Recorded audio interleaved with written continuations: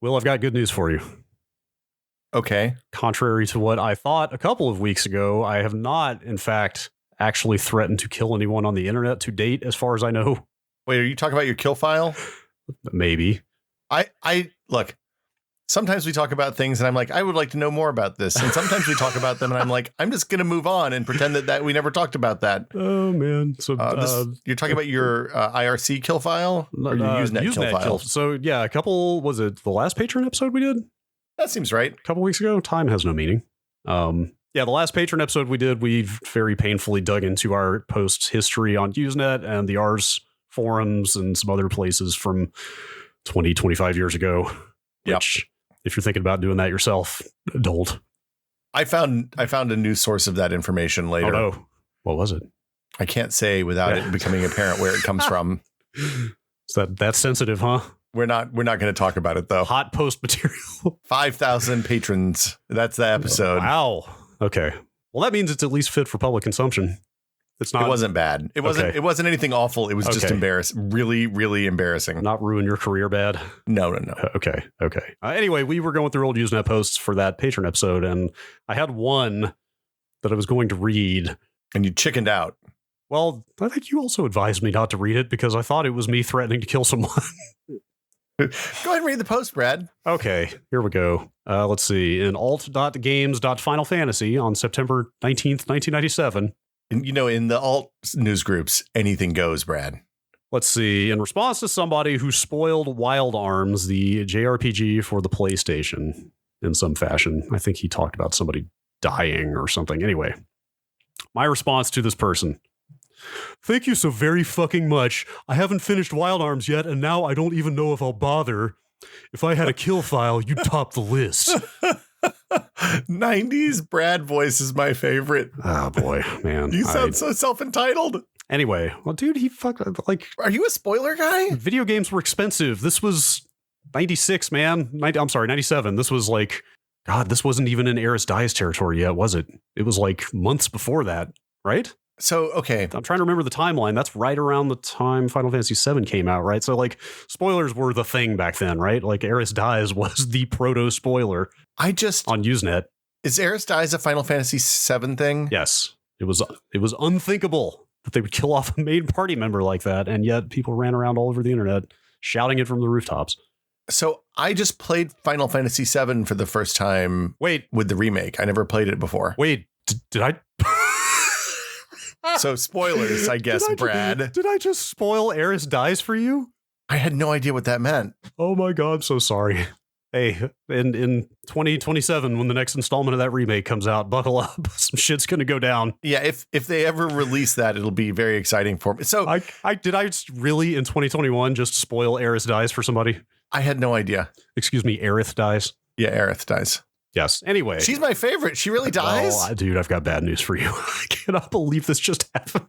Fuck.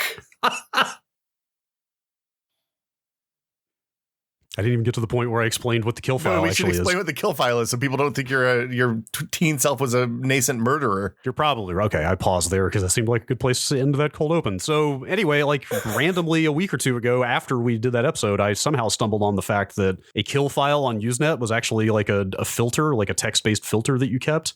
Yeah, that's what you told the cops. Like any names, like terms and subject lines, like any, filtering mechanisms you put in that kill file, it would just weed out those posts. Yeah. Yeah, it would weed them out, if you know what I mean. Yes. Cut them down to size.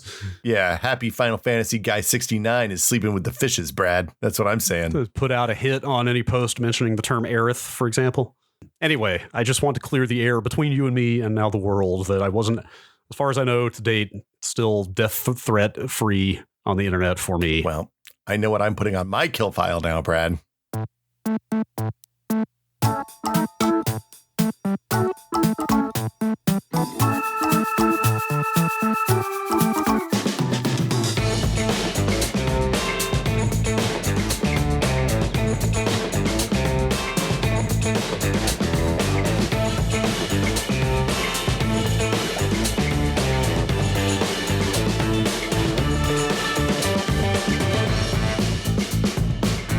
Welcome to Brad and Will Made a Tech Pod. I'm Will. I'm Brad. I'm still sorry. Spoiler free since 2021, baby. That's right. Start the clock over. It's funny. It has been 0 days since we spoiled Final Fantasy VII on this podcast. Well, so here's the weird thing. Like, I have a weird relationship with spoilers because, like, I saw Return of the Jedi before I saw Empire Strikes Back. Okay. Just because there was no home video back then, and like, you didn't. Like, I read the novelization of Empire Strikes Back probably before I saw the movie. Oh, gosh. I just realized, as we will get into on this very episode, I guess you were old enough to kind of remember how those movies rolled out, right? As opposed to, like, to me, they're all just like, I think my parents took me to Return of the Jedi as like a 4-year-old. But to me, they're all just a mashup of things I saw on home video, right? But yeah. you actually saw them and remember them. Well, so for me, CBS aired Star Wars like on primetime TV one year. And we recorded it off of the TV. Like, I still remember where the ad breaks in Star Wars were. Wow. Like when the Jawa raises his arms and the sand person raises his arms and goes, "Arr, arr, arr, arr." That's when the first ad break was. That's a good cliffhanger. Yeah. So I saw Return of the Jedi in theaters, but I was too young to see Empire when I was 6. And I probably wouldn't have remembered anyway. So I had no idea. Like, it comes in and like all of a sudden Luke and Leia are siblings. I was like, what the hell's going on here? This is really weird. Anyway, that's my Star Wars cliffhanger thing. I didn't see Empire until I was like 10, probably till like 85. Yeah. When it came out on video.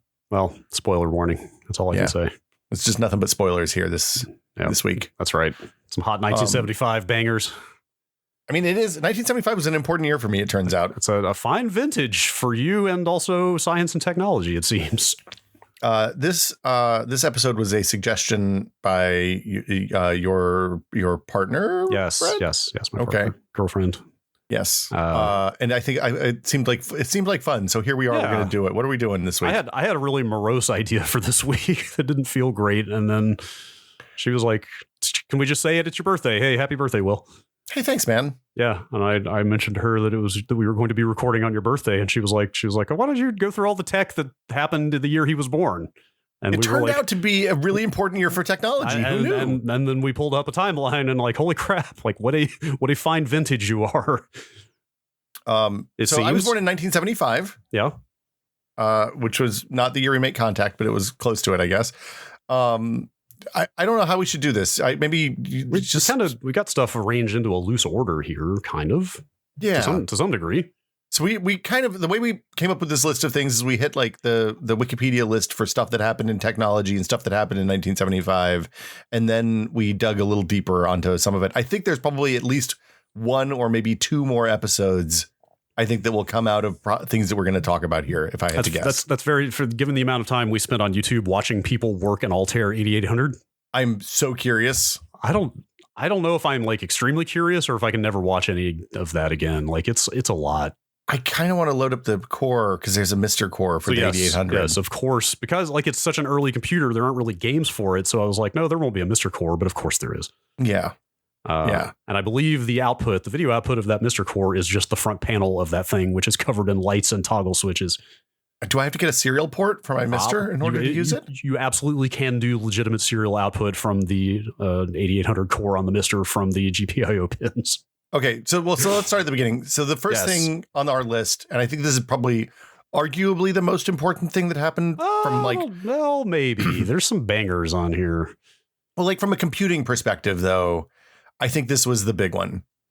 The Altair 8800 came out in January. I knew nothing about this computer, it turns out. I didn't really either. I've heard the name for years as an important milestone in computing history, but I didn't really know exactly what it was or why it happened. But I think right off the bat, the funniest thing about it is I think it was both revealed and launched in January in an issue of Popular Mechanics.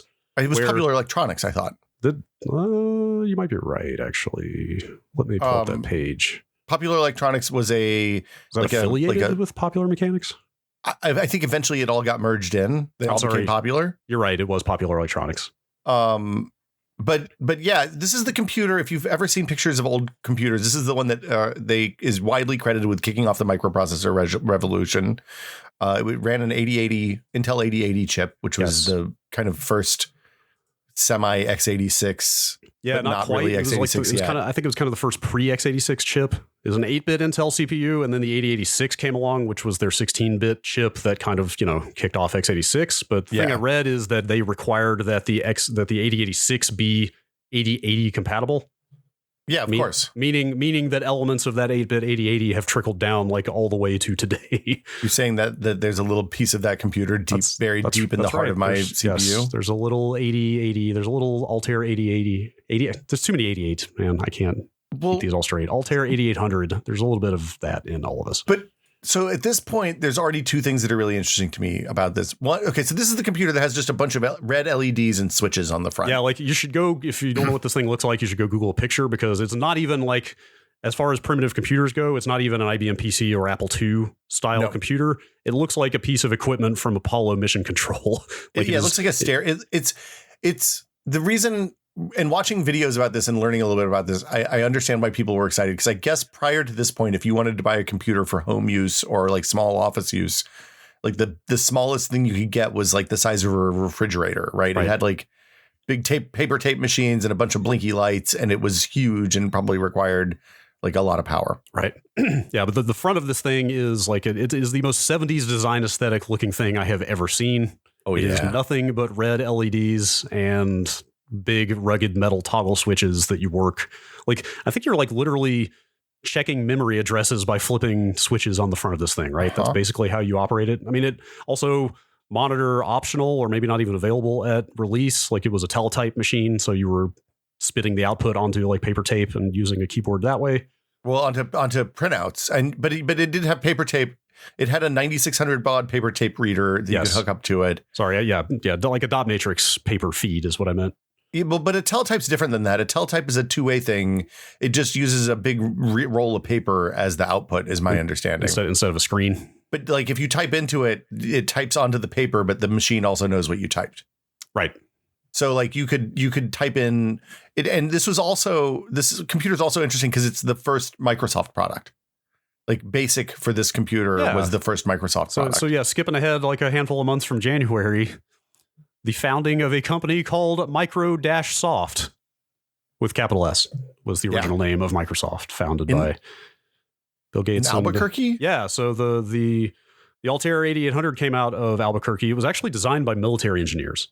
That makes sense. People from Los Alamos. Yeah, it was some Air Force engineers, after they got out of the service, founded this company and built the Altair. And then Microsoft was founded to offer Altair BASIC for that machine. The other thing that's amazing to me about this computer that I didn't really appreciate is that at that point in time, the hoist of magazines was enough. Like the lift of a magazine was enough that they would commission somebody to design a computer that would then be sent mail order. So that was the thing I didn't finish saying earlier, is not only was it revealed on the cover of that issue of Popular Electronics, it was also sold out of the back of that same issue. Like, yeah, mail order hobbyist. I mean, this thing was extremely specialized equipment, right? Even if it was generally available, it was like you needed to really know your stuff to use this thing. But I just think it's funny that like product revealed in magazine and also sold in magazine at the same time. By the way, well, how much did it cost, Brad? I've got the price list in front of me. Let me pull that up here. So it's this table is broken down. I was not super familiar with these terms. The kit price of an Altair 8800 was $439. That's it?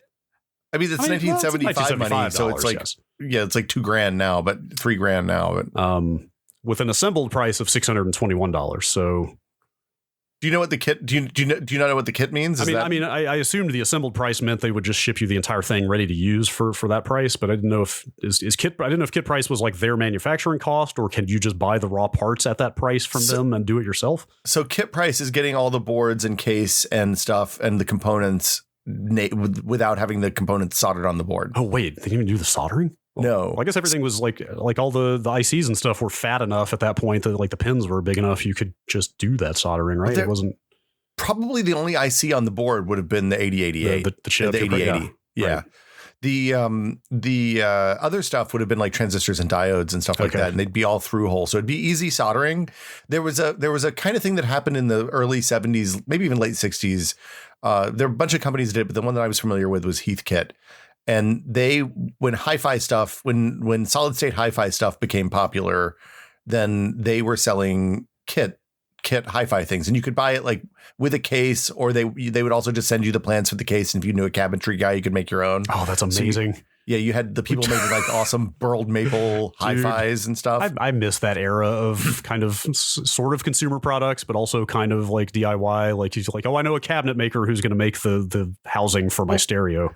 It's funny because like I had hoped that we would see that stuff come back on like Kickstarter and stuff like that. We would see somebody doing a Kickstarter for an old Heathkit hi-fi, because like my parents had a Heathkit hi-fi that one of their friends put together for them, who's into electronics. I want to say there is at least some movement toward that kind of DIY, like home built, at least speaker design, if nothing else.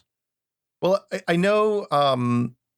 I know that a bunch of people, like I saw a redo of like the old 70s and 70s circuit design, like the circuit design kits where the PCB had the printout of all the instructions to put it together and how it worked and the theory behind it and stuff like that. Like that stuff has been in and out for a while. But I haven't seen anything as involved as like the Heathkit stuff. And the fact that you could buy this as a kit is not at all surprising to me, and explains why especially UK magazines would still do really, really bonkers tie-ins. Like there's a model making magazine in the UK where if you subscribe for 2 years, you basically get a $3,000 ship in a bottle that you have to assemble yourself. That's an expensive ship in a bottle. There was one that did a studio scale Millennium Falcon a few years ago. What? That was like a 4-year project, and each month you would get a little bag of pieces, and you do that bag of pieces and you put it onto the final thing, and then you move on and on and on. What is studio scale? Studio scale would be about 4 feet across. Oh, it kind of fit in a room. So it's not as big as like the full scale shooting models that they did for like the Star Destroyers and stuff like that were like 15 feet long, but it's physically the same size as that. So it'd be like 4 feet across. With really incredible attention to detail, and like lighting kits and all that stuff. You probably could shoot it as a miniature if you had to. You absolutely could shoot it as a miniature. Yeah, it's fun. I don't know if I know you've got plenty of experience with like talking to Phil Tippett and people like that, but if you ever dig into some of those fan communities, like I spent way too much time reading about Star Trek: The Next Generation at one point, and like the making of it, and like they had like a 6-foot model that they never used because they didn't want to drag it out of storage, and then there's a 4-foot model that they always used because it was easier to shoot around, and like all the hardcore fans hate the 4-foot model because it looks terrible next to the big, nice one. But the big one was like the title sequence one, yeah, right? like they did the title sequence and like 3 other shots that they reused throughout the series with the 6-footer, and then it never got used again, and people were very bitter about it. It's funny going back and watching that stuff now, because I was rewatching TNG when the good redos came up on Netflix or CBS All Access or whatever, and the number of reused interstitial shots is enormous. It's wild. It is. You start seeing some side by sides, like it's crazy. I mean, they were working on a super tight schedule and like kind of a tight budget as well, right? Like you kind of had to do stuff like that. It's understandable, but it's pretty eye opening when you really side by side it. Even like the planet shots are the same, and then they just matted in a different planet. Yep. There are shots in Next Generation that are straight up pulled from like the original series movies. Like I think it's like I want to say it's Star Trek 3. There's a shot of like a star base that they just straight up took that element and used it in Next Generation and had the Enterprise dock with it. I mean, like like it's conceivable that same star base would be around 80 years later, right? Well, and all of the like a lot of the ships were the same too. Anyway. Different topic for another day. This is a whole other episode. I think. Did you know that I want to say I don't want to get this backwards. It's the Romulan ships started as Klingon designs or vice versa. I forget which it is. The Romulans bought Klingon ships was the in fiction excuse. Right. But I think behind the scenes they had designed it for one of those factions and then ended up using it for the other, but they didn't bother to change the design. Like I could read about that stuff all day. But anyway, I want to talk about. I think we should do a full episode about the Altair. Yeah, that's very intimidating. That's very intimidating to me, but I will follow you on that journey. Yeah, I think it's a weird piece of electronics, and I'm very curious about it now. We should link that YouTube video I sent you in the show notes. There's a guy I just found randomly on YouTube, a guy who really knows his way around an Altair 8800. Yeah, and watching him work that thing is frightening almost. Well, the cool thing I was going to say is I found a couple of cool things about this. One is that there's a Mr. core that seems to be pretty functional. The other is that you can take an Arduino Mega or a Dewey and basically build a fully functional emulator, because that Arduino, that ATmega on the Arduino is going to emulate at about the same speed, and you can wire up all the switches and lights and stuff, and it actually just works. Oh, that's wild. And that's an available project. So if you want to make a fake Altair 8800, you can. I bet that is an incredibly educational process. I bet it would be. That seems like the kind of thing that if I'm still interested in this in a few years when my daughter is in middle school, I'm going to offer as a middle school class for the kids to sign up for. That would be so rad. Can I sign up for that class? I promise I won't say anything. I'll just sit quietly in the back. Yeah, that's fine. You can assist. You have skills. That's true. I'll learn. There's one more thing I want to say about the Altair before we move on. Yeah. It spawned what became the first industry standard kind of interconnect system bus. Really? That was used in other computers down the line, the S100 modular system bus. But the reason I think that's amusing is that came about because their production schedule was so tight that all the parts they needed to build the computer were not available on the schedule they wanted. So they made the motherboard just a simple interconnect, just a bunch of basically expansion slots on a circuit board, and build expansion cards out of all the parts as they got them in, and just plug all those cards in because they didn't have the stuff they needed to put it all on the same board. So they just made a bunch of expansion cards instead.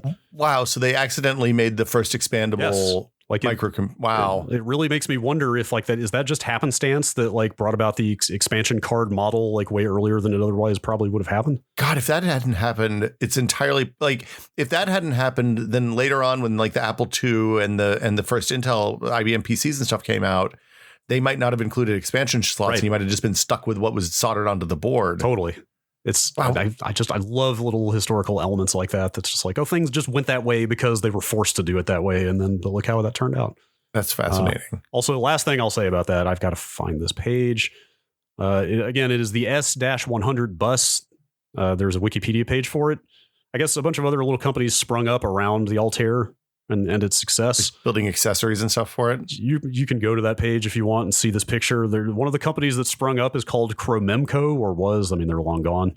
Pretty good name. There's a picture here of the founders of Chromemco kneeling in the grass in their shitty 70s business suits and aviator sunglasses, holding that expansion board. Okay. That is just the most 70s ass computer business photo I have ever seen in my entire life. It will be the episode art of the show today. Excellent. But this guy's shit-eating grin with his aviators and his gold watch and his business suit and this computer board and his 70s haircut, you really have to see it. It's amazing. It's amazing to me that this was such a cottage. Have you watched *Halt and Catch Fire*?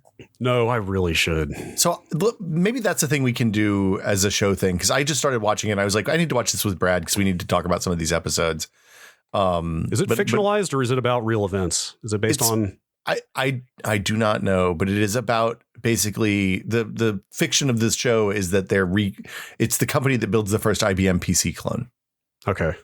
And how they reverse engineered the BIOS so that they could run IBM software without copyright infringement. Basically, I'll have to look at it. Yeah, I've been familiar with that show. I wasn't sure if it was based on real events or if they kind of did a dramatic treatment of it. My guess is it's a dramatic treatment of something that happened in reality, but I don't know for sure. Okay. Yeah, I should absolutely I think I've talked about it before. Pirates of Silicon Valley is my favorite TV movie ever. Yeah, it has very much those vibes, but it is not. But I mean, Pirates was fictionalized too. So yeah, for sure. Yeah. Pirates depicted some other stuff we will talk about from 1975 in this episode. Interesting. Space Mountain opened in January. I thought that was cool. Space Mountain was the first roller coaster I ever rode. Really? The first one? First, scary metal one. I rode little kid roller coasters and stuff before. Was that the Disneyland Space Mountain or the Disney World Space Mountain? I've never been to Disneyland, so I haven't Disney either. World Space Mountain. I haven't either. That was so weird moving to California because everybody here has been to Disneyland and I have not. Yeah, we were planning on taking my daughter to Disneyland last year, and then you know how that worked out. Yes, if you were on the East Coast, you ended up going to Florida. It seems like the feeling I get, having never been to Disneyland, but going on Kinect's Disneyland Adventures multiple times, is that the Disneyland version is a little bit charming, but the Disney World vision is bigger and better in every important way. Yes, but also way swampier. Yeah, way muggier. It was interesting because that was one of the first indoor steel coasters. It was the first steel coaster dark ride. Oh. Or from my cursory research, that's what I found. I like Spaceship Earth. That's more my speed. I mean, I don't think Spaceship Earth is Spaceship Earth anymore, Brad. Is it not? No, I think they replaced it with something else. That's so sad. It was inside the golf ball at Epcot. That probably says a lot about me. I mean, I have nothing against roller coasters, but riding that thing and seeing all the like early humans discovering fire stuff on like this nice slow educational ride was much more my thing. I rode that 3 or 4 times when we went to Epcot. The other thing that's gone that I really loved was Horizons at Epcot, which was one of the dark rides where you go through and it shows you like the history of technology or something presented by Shell or somebody. Yes, I totally did that yes, that's right. Yes, presented by a large oil company. So Horizons, when they took out the FedEx branding from Space Mountain a few years ago, apparently they put in nods to Horizons because that was going away and was becoming like a Cars ride or something around the same time. That's sad. Yeah. Progress, Brad. Yeah. The inevitable march of progress. Sure. Yes, that's exactly what that is. Progress. Next. The Homebrew Computer Club. Yeah. This is I remember this, of course. I mean, that was a wee babe. I didn't realize we were getting to that right now, but that is the thing in Pirates of Silicon Valley I was talking about. There is a scene of that happening.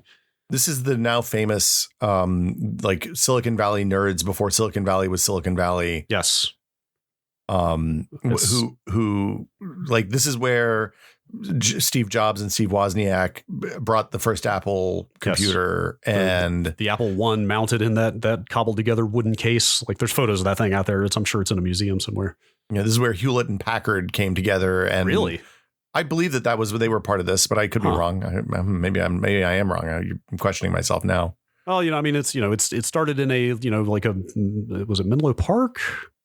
It's somewhere in the South Bay. It's Cupertino or something, I thought, right? It started in a Silicon Valley garage, like literally in a garage, and it was only ran for a couple of years, but yeah, like I guess the Apple is really the big claim to fame for that, right? Like it sounded like a big swap meet, kind of. That's what it was. It was a bunch of engineers and nerds coming together to swap things. I mean, that's the real historical artifact out of that thing is that Wozniak wanted to distribute the plans for the Apple I to all the members of that computer club so they could just build it themselves, right? What a different world it would have been. And then fate, and by fate, I mean Steve Jobs, intervened and said, hey, what if we sold that to people for large amounts of money instead of you just giving it away? And thus was born the personal computer industry. So this happened March 5th, 1975. This happened in Gordon French's garage. Yeah. In Menlo Park. You're right. Yes. And I think the funny thing is I think Gordon French actually bailed after like 3 meetings and like moved across the country for a job or something. So he didn't even see all the good stuff, but that seems right. The subsequent meetings were at the SLAC, the Stanford Linear Accelerator, which is where it's that long building that you drive over when you go down 280 towards San Jose.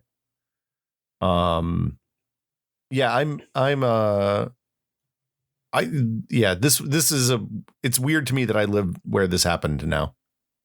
You know what I mean? This is a thing you heard about when you were kids. Yeah. When I was a kid, at least. Well, now it's all taken on the air of history, right? Like when we were young, it was still happening. It was business. It was like, current events. But now it's like, well, most of the people that participated in this are elderly or passing on at this point. Yeah. And it's becoming a thing that happened and was important rather than is happening. So the other people that were part of the club, Harry Garland and Roger Mellon, who were from Kremenko. Yes, they pictured on the cover of this week's episode, I believe. Yes, those guys were part of it before they hit the big time. Adam Osborne, the Osborne computer guy, was one of these folks. Yes, whole bunch of companies, computer companies, spawned out of that thing. Jerry Lawson, who created the first cartridge-based video game system, the Fairchild Channel F. Oh, which I believe we can also emulate on the Mister these days. Yeah. This was a thing. They had a newsletter. It looks like it was printed on a dot matrix printer, if I had to guess. I should hope so. It looks very cool. Yes. Okay, what else we got? What's next? Let's see. So that happened in March. The whole Microsoft being founded and offering Altair a basic program happened around that time as well.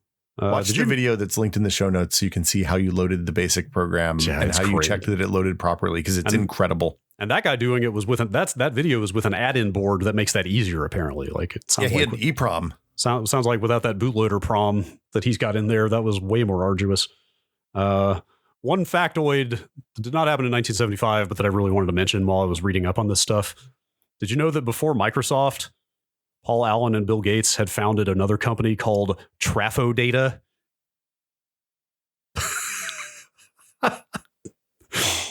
You look stunned. Is the O capitalized, Brad? Yes, it is. It is Traf-O, capital O, data. It was a company that was trying to build a computer to analyze traffic data. I'm going to say that when you're starting a new company, people tell you not to worry too much about the name, just to get out there and start building something. Because if you do it right, then nobody will care what the name is. And then they point to things like Salesforce and Oracle and stuff like that. And I think that there may be bad names out there. Traf-O-Data is a bad name. I think there are names bad enough to sink your venture. Holy crap. Traf-O-Data is one of them. At the same time, here at Traf-O-Data Industries. I mean, Microsoft is just short for microcomputer software. Yeah, that was a 70s. Yeah, I'm smashing those words up, Saul Bass style. Yes, I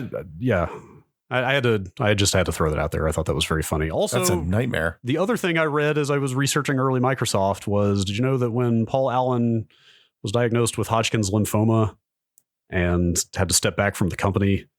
This is apocryphal. This is according to Paul Allen, that Bill Gates wanted to dilute his ownership of the company because he wasn't working hard enough. Yeah, I had heard that. That's I don't know if that's true or not. That's what Paul Allen said in his book. It was pretty cutthroat back then. I was going to yes, this is a very different image of the Bill Gates than the one we know. Look, is man not entitled to the sweat from his own brow? It was pretty sweaty in Albuquerque, I'm sure. Look, the early pirates of Silicon Valley heard about the young libertines, but they thought we were talking about libertarians. And anyway, yeah. What else happened in 75? This is fantastic. This is your life, but it's not about me. This is the best thing we've ever done. You were around for some cool stuff, though. Let's see. I hate to do all the hardcore computing stuff right up front, but that's kind of the order we're going in here. I guess the last thing I'll say. Around. Well, this ties into that other stuff. Let's just go ahead and hit this one as well. The MOS 6502 CPU released in 1975. What is the 6502 famous for? Which is like arguably one of the most influential CPUs in history. Ooh. How about I just rattle off some of the things that the 6502 was used for? Devices that were based on it. I like a rattle. If you remember when we had Mike Micah on last year, he was talking about learning assembly as a kid. It was 6502 assembly is what he was talking about learning. Like that was the thing you learned in that era. So the Acorn Atom, the Acorn Electron, the Apple I, the Apple II, the Apple IIe, the Atari 2600s, 5200, and 7800. Wow. The Atari 800 computer. Wait, the Atari 2600 and the Apple II had the same processor in them? I don't know if they were being used as the processor in both cases. It could have been some kind of co-processor, but probably. Okay. Most likely. Yeah, I mean, that seems right. Most likely. The Atari 800 computer, the Atari Lynx apparently had it. The handheld? Yes. Wow. The BBC Master, the BBC Micro, the Commodore PET, VIC-20, Commodore 64, and Commodore 128. The Famicom and a Nintendo Entertainment System. Really? Yes. Wow. There's some other stuff. I wonder if that was the first thing that they shipped 1 billion of. I wonder what the first microprocessor they shipped 1 billion units of. That's a good question. It's probably either that or the 80886 probably would be my guess. I read up on it. I've always heard about the 6502 and I didn't know why it was so significant. Apparently it was made by former Motorola engineers who were basically trying to build a cheaper version of the Motorola 6800, which was a common CPU at that time. Yeah. But it was... Let's see. This says that the 6502, when it came out, sold for less than 1/6 of the competing designs from companies like Motorola's 6800 or the Intel 8080. So you can see why it would be so influential if it was like roughly as good as those for 1/6 of the price. It says that the 6502 and the Zilog Z80, which I'm sure you've heard of, are kind of like the first like true cheap commodity processors that really kicked off that revolution. And this is why we started seeing things like the TI-99 4A and all those kind of not clones, but just like there was a weird proliferation of completely incompatible processors and systems at that time period, which was weird. I want to say I think that when I got a TI-85 in high school, oh yeah, was the first time I heard of a Zilog Z80. Isn't that what those are based on? I honestly, I have no idea on this stuff. This was before I was paying attention to this. I believe that's the case. I could be wrong. I'm sorry to just turn this into Brad Google's things. Look, I didn't realize that computers were cool until like 1991, probably. Yeah, that was kind of 94-ish is when I started thinking like, hey, there's more to do with these things than just play video games. I guess I knew that like I liked the TI-94. I like typing programs in BASIC, but I never had the impetus to learn how to write code really. Yeah. And like, it's just, it seemed like it lost usefulness pretty quickly. And then the NES came out and I enjoyed playing games on that, but I didn't even think about that as a computer. It was just a thing you jam cartridges into and then were entertained. I had no idea that the NES had a 6502 in it until I read this list. I knew it was the Apple II. Today years old? Yes, basically. Nice. The Tamagotchi, remember that? That had a 6502 in it. Like, so think about, like, this is the thing that's fascinating for me. In the course of my life, we've gone from the introduction of the first microcomputer, like personal computer type thing with the Altair, to like, I have a phone that I carry around that probably is equivalent to all of the computing power in the world in like 1982 or something. Probably, maybe faster, maybe more actually. Yeah. Like I kind of want to do the math on that and see how many teraflops my 3080 has versus the world in what year. Like it's a lot to think about. Did those lines cross? That's a lot to think about. The first videotape stuff came out that year. Yeah. Sony released the Betamax home video recorder. I want to say in Japan only at first.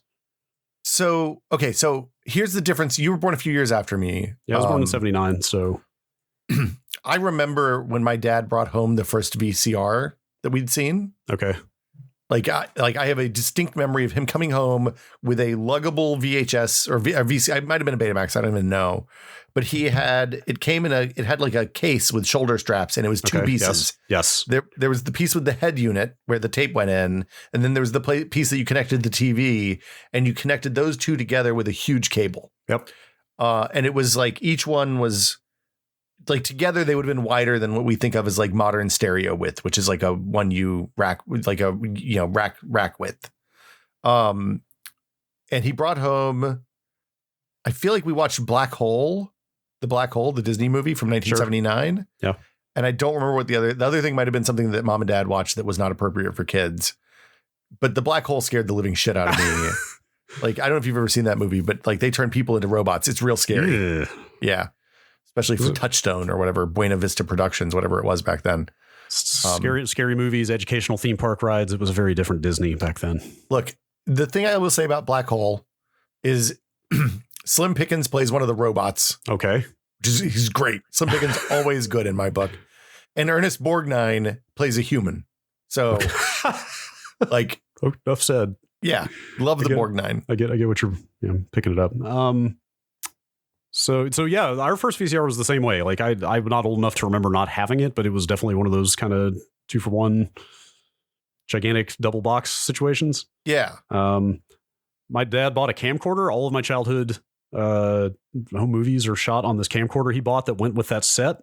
Oh man, I can't wait for the video podcast of those. And the fun part is you had to take the tape deck half of the VCR, stick a strap on it and sling it over your shoulder and hook the camera up to that. So like anytime he was shooting home movies around the house, he literally was like wearing half of the VCR hanging off his shoulder, hooked up to the camera he was shooting with. And what was the battery life? Like 8 minutes? Oh God, I can't even imagine. Yeah. I don't know. Wow. He might have had to plug into a wall. I don't know. Maybe you had to be near a power source. I'm not sure. So like, I'm not old enough for beta. I don't know if I've ever actually seen a Betamax deck in person. You have, because you had them at CNET, I'm sure. Yes, I will say outside of like a GameSpot, because at that time, like even in the late 90s, 2000s, most game footage was distributed on beta tapes. Yeah, I remember the first time I went to E3 and they handed out like CD-ROMs, I guess, right, recordable CDs, and that was like a huge moment. Like Betacam was huge in like TV broadcast for a long time, but in home consumer tapes, it was VHS versus Betamax, and I always heard about that as like the prototypical format war. Like that was the original format war, right? Yeah, there's two competing formats going head to head. One is better than the other one, but like which one will reign supreme? Turned out it was the one that was cheaper and good enough. Yeah, well, it's interesting because it was the first time. It was the prior, like, I don't know who owns the IP for cassette tapes, actually. Like, wait, audio cassette tapes? Like audio or VHS? cassette tapes. Yeah, somebody. I don't know. There has to be patents and licensing on that, right? I guess, yeah. Well, would that have expired by now? Well, yeah, it would have, but like maybe the record industry bought that stuff and just like they were just like, hey, here's an easy format for you to distribute music in that works in the car without scratching your records or whatever. Right. Like the phonograph probably doesn't have that, if I think about it. Probably not. It existed for too long. I don't know. I record everything on wax cylinder. Thank you. It's got a warmer, more natural sound. I've always heard that like beta was better, but VHS won, but I never knew why. So I kind of looked into it, and there's all kinds of weird. It basically sounds like Sony tripping over itself repeatedly. They own the IP, and JVC owned VHS. Sony insisted on making all the beta stuff themselves, while JVC just licensed the tech out to whoever, and they all made competing VHS machines. So they all raced to the bottom. Yep. Rising beta, tide lifts all ships is the other way to say that. Sure. Yeah. However you want to look at it. Beta was technically higher resolution than VHS. But only like 10 or 15 lines. 10 lines, but technically better sound. It had less image jitter than VHS. Actually, it turns out the image jitter is 30% better on my Betamax than your VHS. Yes, it was basically that. Also, they limited beta tapes to only an hour, where VHS tapes were 2 initially, meaning that you could tape an entire movie off of TV without having to switch tapes. So the interesting thing about that is that was because Sony was afraid they were going to get sued by the movie people. Interesting. Yeah. And then they did get sued by the movie people, really? Which led to the fair use doctrine. No kidding. Or right of first sale. One of the important copyright doctrines is that, hey, once you copying was not piracy. Okay. Because up until that point, there was a feeling, and the movie industry was trying to put this forward, that if you copied the thing that my parents did by recording Star Wars off of CBS when it was aired over the air was piracy. No kidding. Think about that. I bet they would have loved to get away with that. Well, it went to the Supreme Court, and the Supreme Court was like, basically, no, dog, it was over the airwaves. They're just time shifting. That's totally fair. As long as they don't sell and distribute those tapes, it's fine. Much like we had a very different Disney back then, we also had a very different Supreme Court and political apparatus. I think that I feel that those protections are just being eroded systematically, right? Probably true. I feel like that is another. So on the list of things that we should talk about at some point, I think that is one that we should get a lawyer in to talk about, because it is a very interesting topic. And the way that worked out was not the way you would expect based on the kind of party theses at the time. Huh. Anyway. Yeah. So yes, beta was the original example of a better format being destroyed by the thing that was cheaper and more accessible. Yep. That makes sense. Which has then played out again over and over and always ends the same way. Well, usually. Yeah, I mean, Blu-ray won when HD DVD was the more open one. I don't want to speak out of turn. I would have to research to make sure, but my memory of that is that Sony pulled some behind the scenes maneuvering, and they put it in the PlayStation. Well, there was that, but I'd swear they also paid some companies off in some way to boost Blu-ray somehow. I can't remember exactly how that went down, but it was not a pure market forces determining the winner situation. It was like there was some business behind the scenes. I think my understanding is that they owned movie studios at that point. So there were some movies that were never going to be available on HD DVD. It might have been some stuff like that as well. Yeah. Like HD DVD was, I think, the better and cheaper format, but it did not win in that case. So the other thing on beta versus VHS is that Sony didn't allow pornography on beta tapes. That's always the real bellwether. Which everybody always says that when you're talking about stuff. They're like, even when we started VR stuff 5 years ago, people were like, well, what's the porn situation like? Which is fucking always creepy when people are like, investors are like, hey, what's going on with porn on this? Mm-hmm. They know where the money is. I feel like that was much less important than the 1 hour tapes and everything being way more expensive. Well, at that time, I mean, like the whole industry was nascent, right? I mean, the porn industry or the video industry? Like the adult film industry. Like there wasn't that much of that to go around to put on tapes at that time, right? My understanding of what the adult industry was like in the mid 70s is entirely based on fictionalized accounts like Boogie Nights. Sure.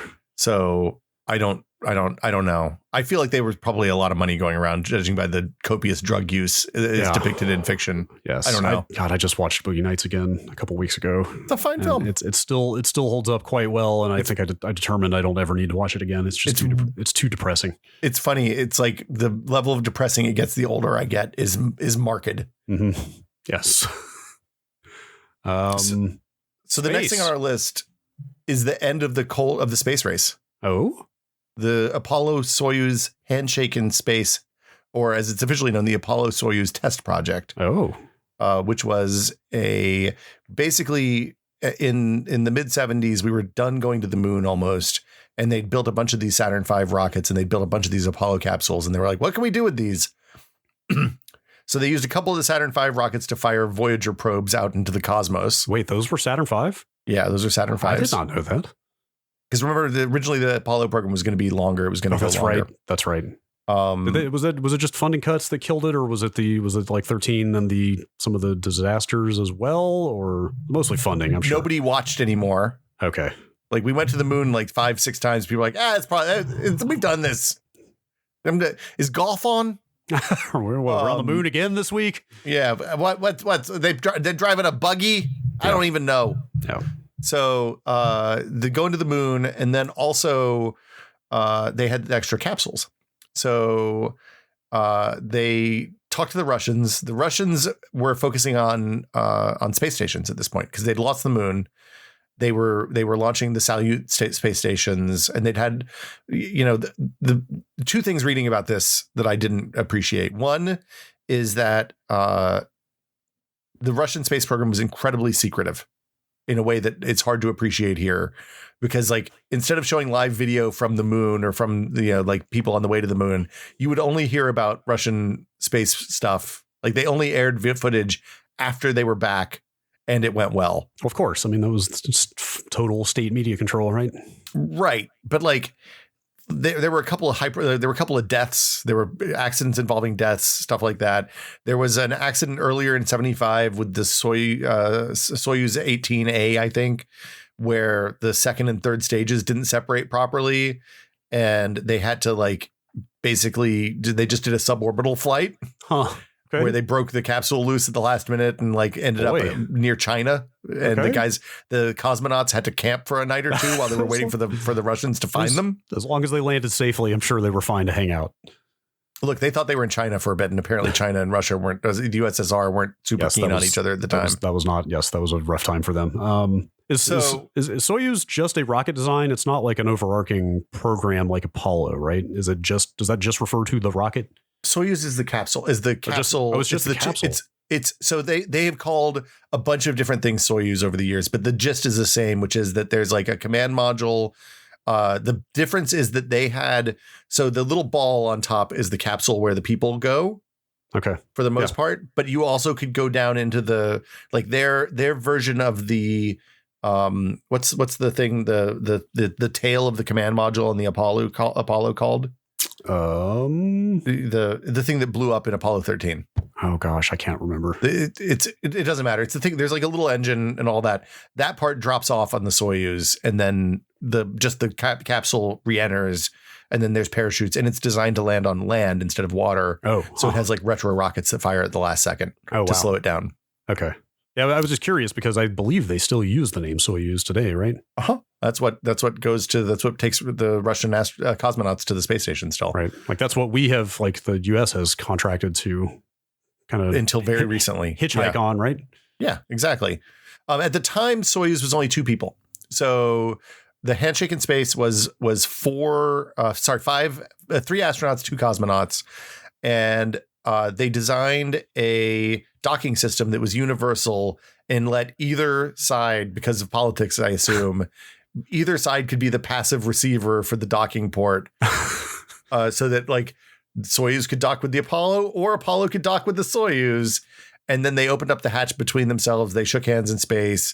It was the first time Westerners, I think, were allowed at the launch facilities in Russia because it was military secrets up until that point. Sure.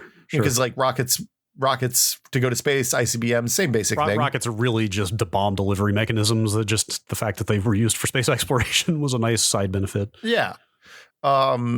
So this basically this was the foundational work that became, that preceded Americans in the shuttle program going to Mir, right? Which was Russia's longest running space station that was launched in the USSR when the USSR was still in charge, and then after the Soviets fell, was maintained by Russia for a few more years. Apollo astronauts, the Apollo crew was allowed to inspect the Soyuz capsule, which was the first thing.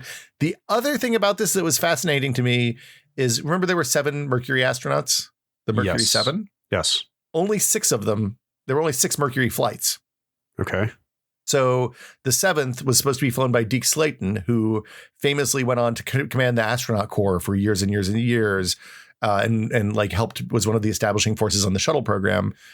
Deke Slayton had a heart arrhythmia, which is, I think, depicted in The Right Stuff even, and wasn't able to fly as part of Mercury. He was disqualified for flight then. He ended up being the docking pilot for this Apollo Soyuz test project, which was the only time he ever flew to space. Okay. So he still got to go. And like historians now generally regard this as the end of the space race. Up until this point, it was, superpowers competing against each other. And then we entered an era of cooperation. Yeah, it turns out you can get a lot more done. I don't know about that, but when you work, well, ideally. Also, I just have to say there is no way you don't end up, probably, I assume, in a military role and then end up in the space program. There's no way you don't do that if you have a name like Deke Slayton. Look, that's just a 50s name, man. You are destined. You're destined to fly on a rocket someday if you have a name like Deke Slayton. Deke is short for something that we don't. It's short for a name we don't use anymore, and I don't know what it is now. Yeah. Who can get there faster? Donald Kent Slayton is his full name. Donald Kent. Yeah, there you go. Yep. The other thing about this, there's that 50s high and tight looking haircut. Yep. It's the whole thing. The whole thing. The other thing that's fun about this is that the Russians, both the Russians and the Americans, felt like everybody else's, the other side's spacecraft were unreliable for the exact same reason as each other. Sure. So the Russians basically let the machines run everything, so there was no pilot error to be introduced. And the Americans were like, these are highly complicated capsules that have multiple redundancies that have to be controlled by a human. So the Russians were like, putting a human charge of this thing is asinine. And the Americans were like, do you really trust a machine to fly a spaceship? Good God, man. I feel like there's a cautionary tale about putting a machine in charge of all your rockets. What was it called? That's probably fine. Probably nothing. I was one more thing I was gonna ask if you happen to know. Do you know what became of Mir? Like, how do you decommission a space station? Like, do they crash into the Indian Ocean? Do they crash it? I was gonna ask if they like dismantled it and took it upon, like, tried to bring it down responsibly. But crashing it into the ocean also works. They tried to aim it, as my understanding, but like it's hard to aim a falling spacecraft. I mean, we learned this with the Chinese thing that crashed a few days ago, right? Yeah. Because it, like, the top, like the edge of the atmosphere isn't like uniform, right? So for drag and friction and all that stuff can be affected by the orientation of the spacecraft, all the different stuff. So like the where this is going to crash was a period of 3 orbits, around the Earth, somewhere on 3 different circles around the Earth, and over a period of like 18 hours or something like that. So Mir was the first modular space station too, is the other thing. So they brought out multiple pieces and then assembled it in orbit. Right. Which is obviously what we did with the ISS, because it's way too big to have launched at this point. Yes. And I'm going to say final days in D orbit. Yeah. Broke up over the South Pacific. Okay. There's a picture on Wikipedia. I assume they try to collect all that debris and not just let it sink, but I don't know. No, I bet it just sunk into the ocean, because how could they have boats in the place to know where it lands? I guess. Okay. Fair point. Yep. I'm surprised we haven't had a movie yet about the guy who was the people that were on Mir over the fall of the Soviet Empire, Soviet Union, because they were, for a long time, they were the longest duration, the longest single contiguous duration that somebody had been in space, because like the Russians couldn't launch somebody new to get up to him, get up there. Right. and they didn't want to leave it untended because it would have crashed. God, can you, like, I don't know a ton. I mean, I know a little bit about the fall of the Soviet Union, but the sheer administrative chaos that ensued that I'm aware of, like, I can't even imagine how stranded they felt up there. Yeah, I feel like the launch facilities and stuff were in different countries after the fall of the Soviet Union, right? Like, yeah. Anyway, Wheel of Fortune premiered on January 6th of 1975. Do you know if did they use? I'm sure they did not use screens for the letters right off the bat. Are you kidding?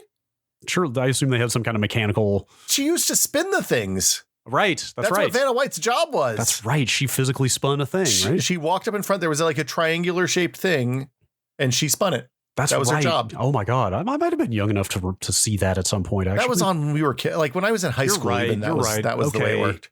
That's right.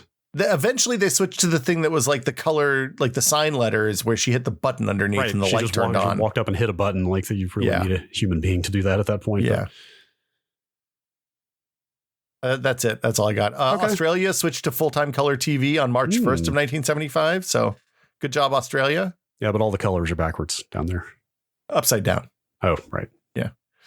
Jaws came out in June, which was the first summer blockbuster. Yeah, I started to talk to. Should we get into this? I've never seen Jaws, dude. I don't have anything to say. I was all excited when we were planning this episode to drop the I've never seen Jaws on you, and then you did it first. I was like, wait a minute. That's my thing. We spoilered the planning. Look, I have a lot of gaps. I've never seen Rocky. I've never seen Jaws. I don't think I've seen the first Rambo. I have not. I have also not seen any of those movies. What is wrong with us? Were we too busy fiddling with computers? I don't really like Sylvester Stallone that much. And I've tried to watch Jaws multiple times, but I keep falling asleep. So I am extremely on the Schwarzenegger side of that divide, if such a divide exists. Wow, you think that's a spectrum? Like on one end is Arnold Schwarzenegger and one side is Sly Stallone? We should ask Dan Reichert. I mean, I think they can be enjoyed together. I like the Expendables. Okay. They're not good, but they're fun. Wait, was Arnold in those? Yeah. Are you sure? 100%. I thought he was too big for that. No, he came in on the second one, I think. Maybe he was a bad guy on the first one, I think. Okay. I can't remember. At some point, he got old enough that they could get him. Yeah. But, the first one, I think he might have still been governor. Okay. Sure. So he was busy, it turns out. I would like to read up more on exactly in what ways Jaws invented the blockbuster. I mean, obviously, like there were some special effects. They were not like radically innovative. Well, so the interesting thing to me about Jaws, I for somebody who's never actually seen the entire movie, we talked about it a lot at Tested with Adam. The thing about Jaws that's interesting is the shark scenes were effective because the shark was janky and didn't work. So they were forced to shoot around the shark being bad, which meant that they didn't really show the shark all that much. And that, like that, it invented the blockbuster because people came to see it like 18 times because they loved it, right? It was very exciting. B, the big effects robot being like the smallest part of the movie actually ended up making the movie much better. Like if they'd shown a bunch of the shark and it was the shitty shark robot, everybody would be like, oh, this is really stupid. Nobody likes it. But you know, it's a less is more situation, I think there. I at some point I should watch Jaws. I feel bad now. We should probably watch Jaws. Admitting that I've never watched Jaws. And then the last thing, and I thought this was a Saturn V too, but it was not. Is Viking 1 launched in August. Viking, if you don't know, was the first successful landing on Mars by us. I think maybe the Russians had landed by then. They launched on a Titan Centaur rocket. Not to criticize 70s era NASA's naming schemes too much, but maybe starting multiple famous projects with V at that time was not the best idea. Yeah, it's probably because when you said Viking, I just thought Voyager and like could not distinguish. When was Voyager was also around the Voyager was like 76 or 78 was when they launched those. Right around the same time, right? Voyager launched because at the times that did because they had planetary alignments that let them do Holtzman transfers to get and gravity slingshots. Right. So they stole a little bit of momentum from Jupiter and Saturn to accelerate into the outer solar system. And because we had those enormous rockets, we were able to do able to add more delta V than we would have been able to otherwise. Right. So the Viking was two parts, a lander and an orbiter. I didn't realize that the Vikings lasted. So they didn't move. They just landed and they scooped directly underneath them. Okay.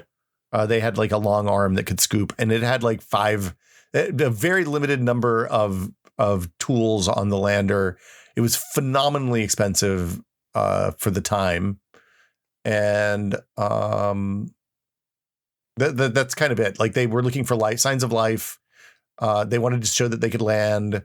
They had a bunch of, because they couldn't move, they used a bunch of small rockets around that were just aimed out to not disturb the ground underneath the lander as much as they could. Interesting.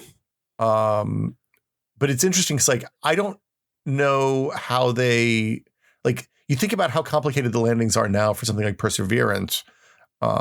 It's fascinating how primitive this is in retrospect. Like, the cameras on this thing were so slow at taking photos that like the dust from the landing was still visible on one half of the picture because of the way the scanning worked on the camera. So this was the first successful landing of anything by anyone on another planet? I think it was the first successful landing of anyone on Mars, is my understanding. Okay. Because I think they were sending stuff to Venus in the 70s as well, weren't they? Yeah, the Russians sent a lot of stuff to Venus. And those lasted like 5 minutes. They lasted not very long because Venus, it turns out, is incredibly hostile to everything. It is a hellscape. Yeah. But the Mars surface mission went for 6.25 years. So 2,245 souls. That's respectable. Which was only broken by Opportunity in 2010. Wow. That's very respectable. Yeah, not bad. I remember these pictures from Viking are still striking to me. And it was originally, here's the fun thing, the politics that I don't think NASA involves itself in now. It was originally supposed to land on July 4th, 1976 rather. Yeah. Which would have been the 200th anniversary of the founding of the signing of the Declaration of Independence. They had to delay until July 20th, which was the 7th anniversary of the Apollo landing, because it was the original landing site was bad. They looked at the orbits. As long as you can pull some anniversary out, you're fine. Yeah, they just had to get us. Yeah, I just imagine Gerald Ford is standing in there. He's like, God damn it, get us a date. We just need a date. Damn it. I don't know why I'm doing voices all of a sudden in this episode. That's how everybody talked in the 70s. Yeah, exactly. I guess everybody was named Deke and they talked like that. I wish we had good, like, I don't even have a good nickname opportunity with my two first names. Anyway, first episode of SNL, October 11th. Maybe the last time SNL was reliably good. Also, obvious joke. Some Sorry. Parts of the 80s and 90s were okay. Yeah. And Benoit Mandelbrot. Benoit Mandelbrot. Mandelbrot. We had a discussion about this. Yeah. It seems everyone says Mandelbrot. Yeah. But he says, and I mean everyone, but I did look up a video of the man himself saying his own name, and he said Mandelbrot. Mandelbrot. So Benoit Mandelbrot. So then you have to do the exercise. You say it the way that the person themselves says it, even though everyone will say you're wrong. I personally believe that you say that the word the way that the originator intended. Yes. That's why I say GIF. That's we're not. He coined the term fractal. Yes. Which turned out to be important for math and computers, and also screensavers for stoners in the 90s.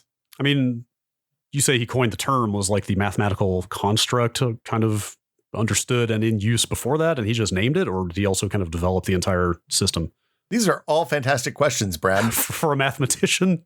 Yeah. I mean, look, you can't invent math. You discover. I know that. I'm just saying, was that model at least in use without a name prior to that? Or these are all very good questions, Brad. Did he do the whole soup to nuts fractal thing himself? These are all very good questions, Brad. Can you much? I mean, I know. So here's what I know about fractals. Like I know I've obviously seen the famous zoom of the Mandelbrot set. The infinite zoom. Yep. And I know that fractals occur like endlessly in nature. Yep. That's about all I've got. That's what I got. Okay. They're important for cryptography, maybe. I don't know. Interesting. We should talk to a mathematician sometime. I think that's a great idea. I think we know a few. Look, we can find mathematicians. We got mathematicians for days. That's right.